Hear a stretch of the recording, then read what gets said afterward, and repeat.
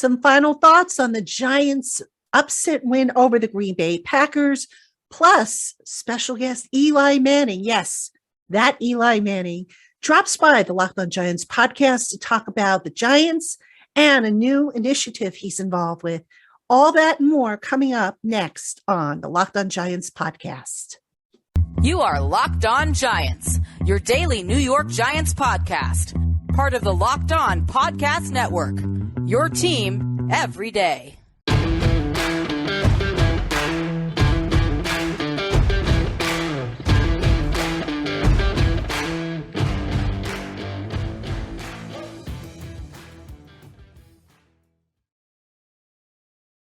Hello, New York Giant fans, and welcome to another edition of the Locked On Giants podcast, part of the Locked On Podcast family, your team every day. My name is Patricia Traina, and this podcast is sponsored by BetterHelp.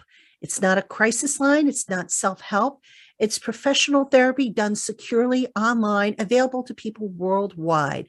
And they have a special offer for my listeners. You can get 10% off your first month at betterhelp.com/lockedon. It's betterhelp.com/lockedon. And on today's Locked On Giants podcast, we're going to hear from former Giants quarterback Eli Manning, who has a new initiative he's doing with Quaker Oats. They have a series of little commercials that you can find on YouTube, which I will link in the show notes. You'll want to check them out. They're really adorable. So we talked a little bit about his initiative with Quaker Oats. We also talked Giants. We talked about Daniel Jones, Saquon Barkley, the state of the team. Eli had some really good insights, and that's going to come up here on the program in segments 2 and 3. So before we get to that, I had some final thoughts I wanted to share with you regarding the Giants' win against the Green Bay Packers this past Sunday. And this angle, I don't know if it's really been discussed. I know I'm hoping to sit down and really write something about it.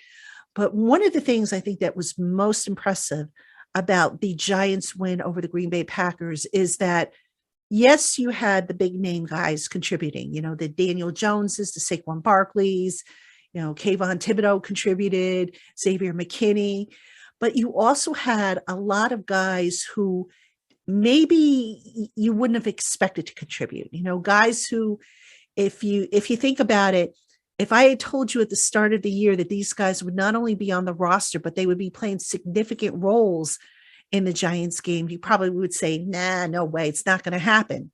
So I'm talking about guys who, are typically considered journeymen, who haven't really found a long-term NFL home, like the Nick McLeods, for example, Matt Breida, who's been around with different teams, Justin Lane, guys like that. So I want to take this opportunity just to mention a few of those guys because, head coach Brian Daboll always talks about next man up. Matter of fact, all NFL coaches talk about next man up when there are injuries and whatnot. But, sometimes it gets to the point where you just say, it's just words. It's empty words. It doesn't mean anything. Well, when the Giants have been saying next man up, they've been getting the next man up to deliver. And it doesn't seem to matter who it is, what position it is, what they're being asked. These guys are coming through and they're delivering.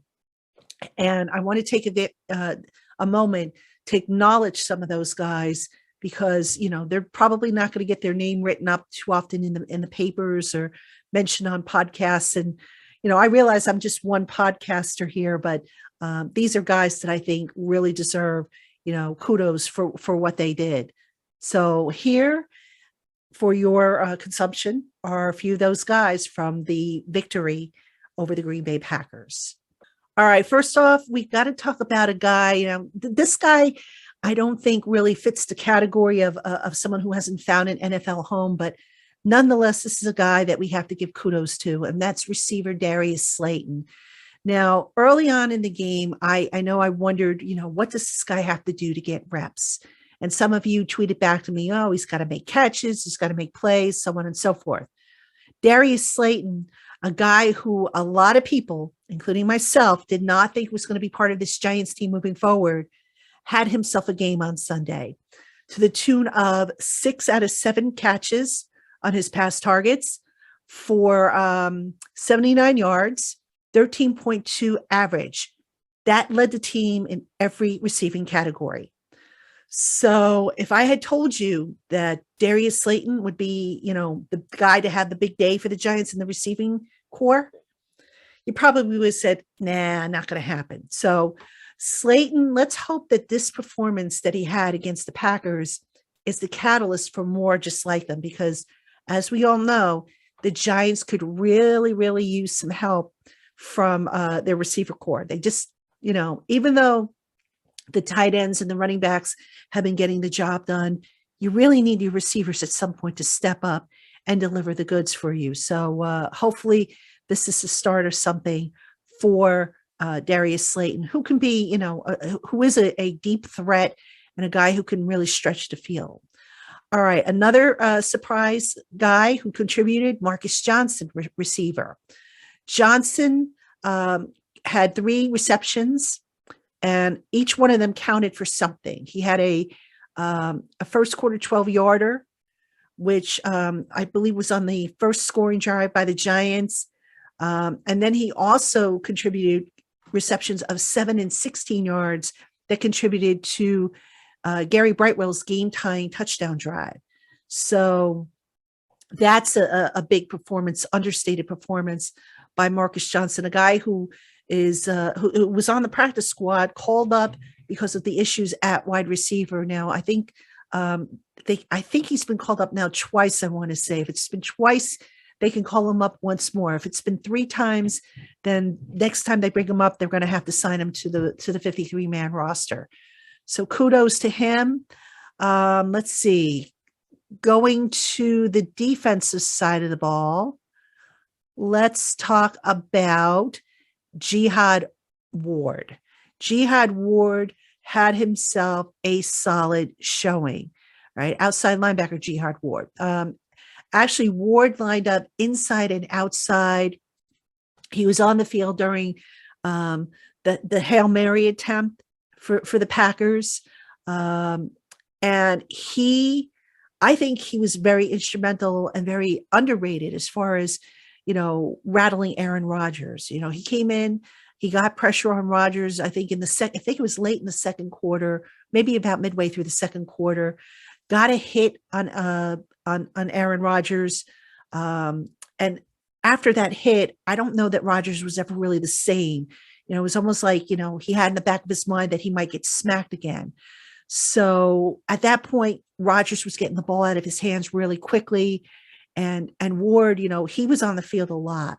So even though his stats, I think he had 1 tackle for a loss, if I'm not mistaken. The stats don't tell the story of his game, just how impactful he was, and, just how Wink Martindale had him lining up, like I said, inside and outside, doing his thing. So really, really good showing by Jihad Ward, even though the numbers don't suggest that, he had a strong showing.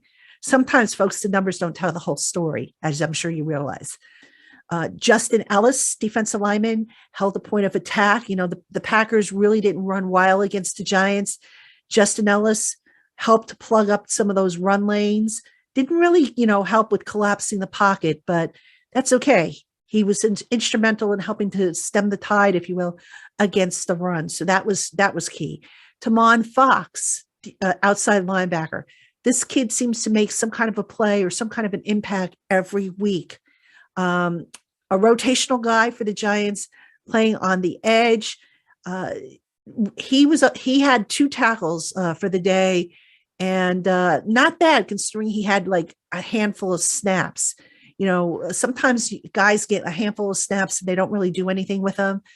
Tamon Fox came up with a couple key tackles, including the last drive by the Packers, in which Fox had a blindsided pursuit hit against one of the, I forget who the running back was, but it was against one of the running backs, and the guy just only managed a 2-yard gain, which and that was quite a hit from the young man. So that was a key play for the Giants from one of the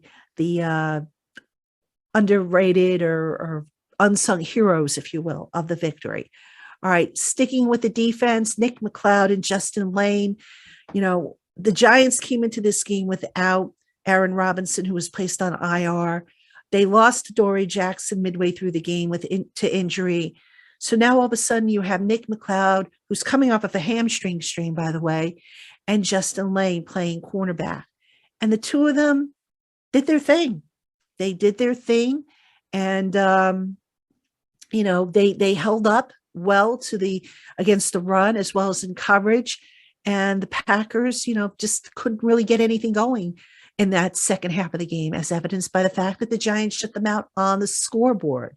So really good, showing by those two guys, who have probably earned themselves some additional snaps going forward if, this game plan calls for it, if the situation calls for it.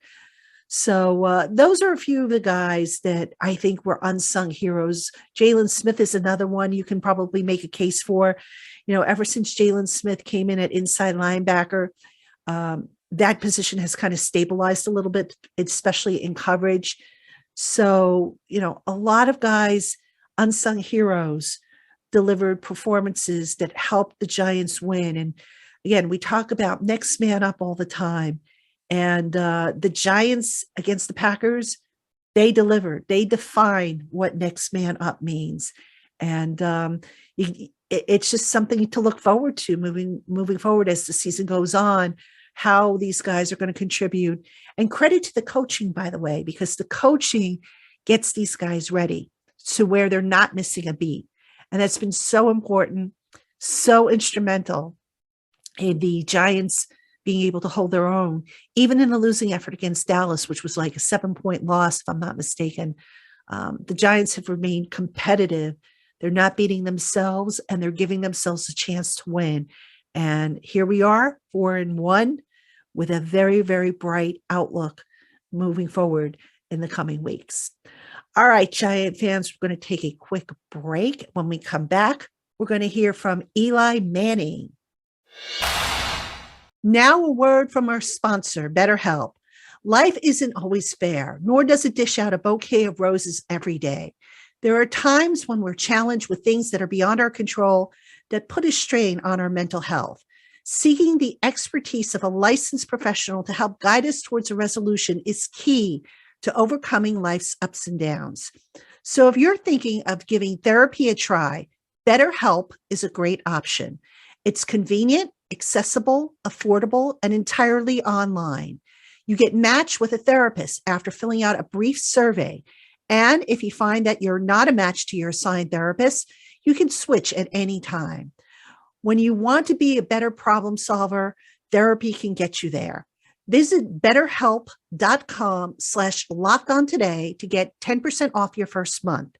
That's BetterHelp, HELP.com/lockedon. BetterHelp.com/lockedon. All right, everybody, I am joined by the one and only Eli Manning, former New York Giants quarterback. He's got a new campaign going with Quaker Oats, which we're going to talk about in just a little bit. But first, Eli, thank you for coming on with me. We're going to talk a little bit of Giants, if you don't mind, before we get started. Perfect. They're 4 months. I'm happy to talk about them. All right. Yeah, definitely. Some greater days ahead for the Giants. They are 4-1, coming off a big win against the Green Bay Packers. Aaron Rodgers, a guy who you have faced many times in your career. And Eli, you're around the building probably a lot more than people realize. Can you talk about, the program that Dable, head coach Brian Dable, Joe Schoen, the general manager, that they built, and how that has been rejuvenating this organization?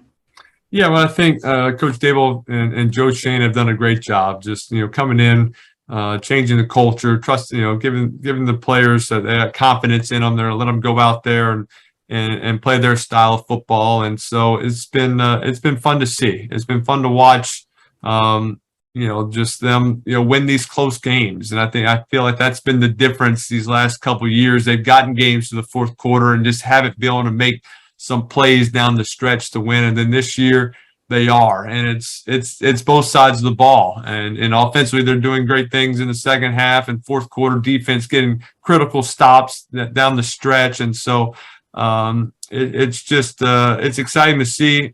Exciting to see these guys play well. A couple of the guys that were there when I was still there, and so with Daniel Jones and Saquon, they're playing. I feel like they're at their best level, which is fun to watch. Speaking of Saquon, Eli, you had him in your final year.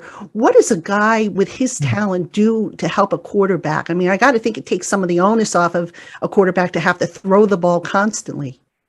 Yeah, I mean, I think obviously with his running ability, in a lot of ways, if you're running the ball well, it keeps those those safeties and more guys in the box where you should have more one-on-one on the outside. It sets up the play action. It sets up the bootlegs and the misdirection that I think the Giants have been relying on this year in several games of being very creative in their play action. It slows down that pass rush. If you're just in shotgun and teams who know you're throwing the ball, it puts a lot of pressure on that offensive line. When you can be under center and doing the different run play action is great. Also, Saquon's ability to catch the ball. I know. I used to feed him the ball, check downs and get him the ball early. It helps, get the ball out of the quarterback's hand, and he can make, just as big as plays, getting the ball in his hands in space. So he's playing great. Happy to see him. He's overcome a lot these last couple of years with injuries. Yes, indeed. And another guy who's playing great is Daniel. You mentioned Daniel before. Where have you seen him take the biggest jump so far? I think with Daniel, it's just his decision making, and it has not been easy. He's been in some tough situation with new receivers, different guys in there, a brand new offense for him and everybody around him, and so it's been situations where, hey, guys are getting covered. Guys maybe aren't winning every one-on-one matchup, and he's wants to throw it, but he's got to pull it, and hey, he's got to take a sack or throw it away or run and get some positive yardage. So I just see him in several of these games just being tested, continually throughout the whole game, and he continues to make really good decisions with the ball, protecting it, and what that does, it just keeps them close in the games. It keeps them tight in the fourth quarter, and then you hope that your defense gives you a stop or gets a turnover and gives you a short field, or offensively you can hit a big run with a screen or a run play or get the play action going. And so they've been able to do that, and they've risen to the occasion in the fourth quarter to win some of these games. Now, be honest, Eli, how glad are you that you don't have to face Wink Martindale's defense every day in practice? I mean, they do some really funky, creative things that just create all kinds of agita for quarterbacks, I would think. Yeah, definitely. Very, very complex with their blitzing and their scheme and some of their coverages. But I think, when you come into as a new offense and going and facing that every day in training camp, that helps you. It helps you be prepared for anything that might come up in the upcoming season. It tests your protection rules and what are some problems. What do we have to fix? How are we going to, get these offensive linemen prepared for some of these blitzes and changing protections and changing calls? So if you're doing that all the time in practice, in training camp, once you come to the season, you play some of these teams, it's almost easier. It's like, all right, hey, now we can just play football. We don't have to worry about some of these crazy blitzes and coverages, but I think it does make you aware of them and makes you prepare better and harder during training camp. People talk about a team needs to learn how to win, and it sounds so elementary, but can you maybe give us a little insight as to what it takes to learn how to win? Well, I think it's the mindset that you have confidence that you're going to be able to, make a play when you need to, and a 2-minute drive or in the fourth quarter, you need a score, you're going to be able to rise to the occasion. And so it's having that confidence, and what that does, it doesn't make you press earlier in the game. If you get off to a slow start, you're not saying, hey, we got to get a score right here. We've had 2 bad drives. We got to get one. We got to make something happen. That's when you're trying to make something happen is when you end up making something bad happen and you make those mistakes. So I think it's just that confidence. And guys, they want to be the guy to make the play, and they want to be the guy to step up, and just everybody raise their level of play in some critical moments, and they're getting that right now. And it just kind of helps everybody stay calm and not panic if things aren't going perfect at certain moments of the game. And I think that calmness and that relaxed in those critical situations is a good mentality.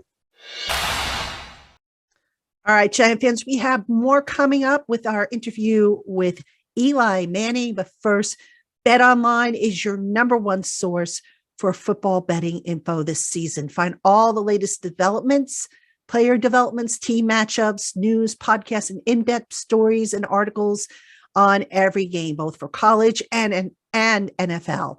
And BetOnline doesn't stop there. It's your continued source for all your sports wagering information, with live betting and up-to-the-minute scores for every sport.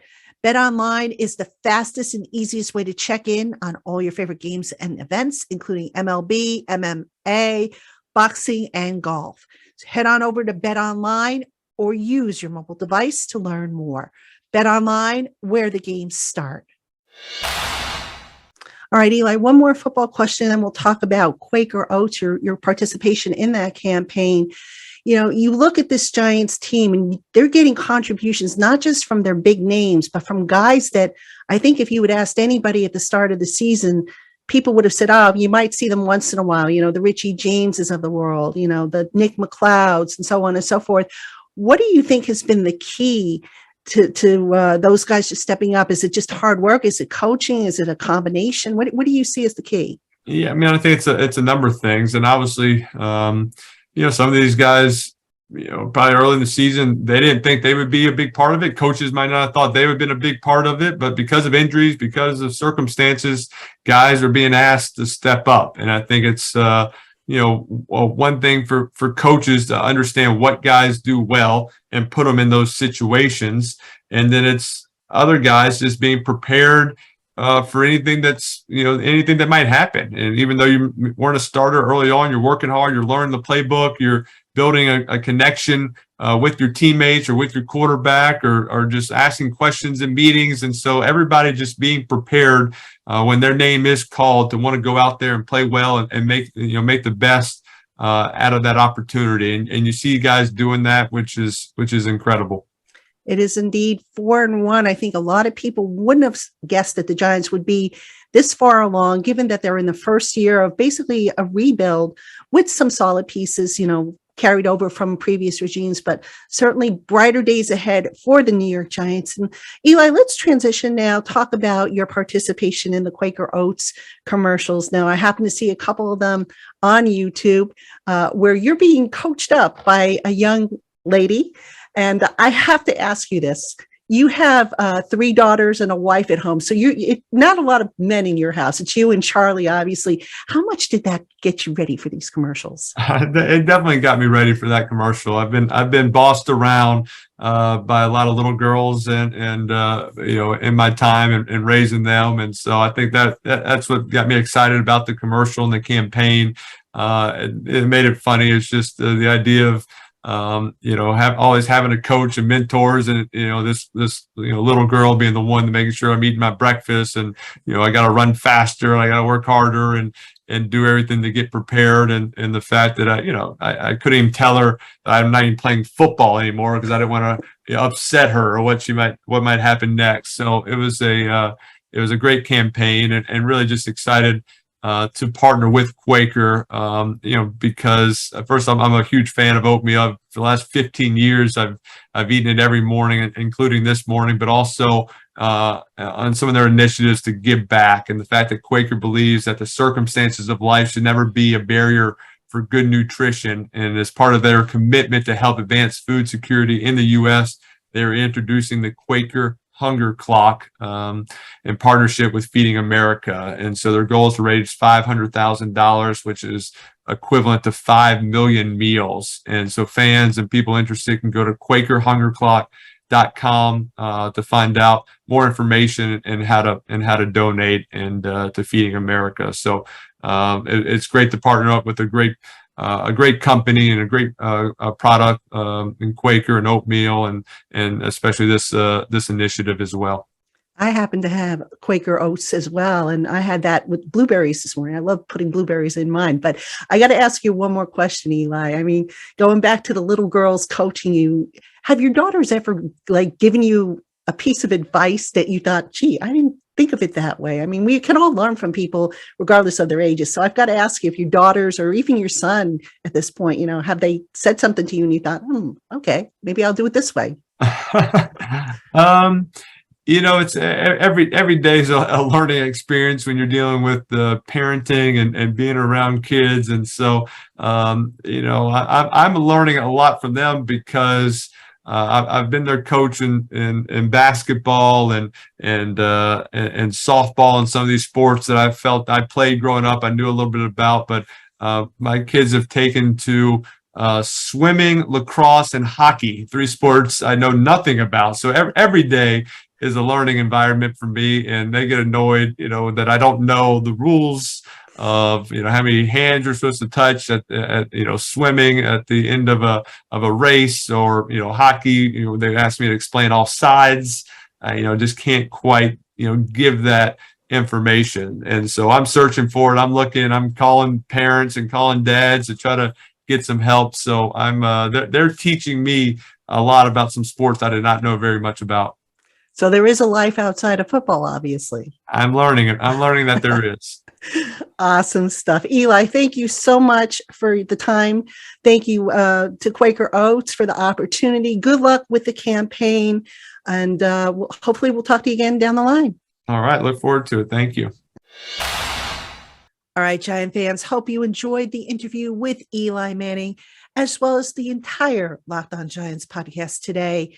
Before we say goodbye, don't forget, check out Quaker Oats' initiative, the Quaker Hunger Clock. You can visit and find out more at QuakerHungerClock.com. Coming up tomorrow on the LockedOn Giants podcast, it is Crossover Thursday. Kevin Ostreicher and I will break down everything you need to know about this weekend's Giants-Ravens game.